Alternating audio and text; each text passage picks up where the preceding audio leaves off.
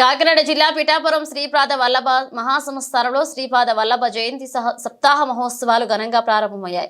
ఈ నెల 7వ తేదీ నుంచి స్వామి జయంతి ఉత్సవాలు జరగనున్నాయి.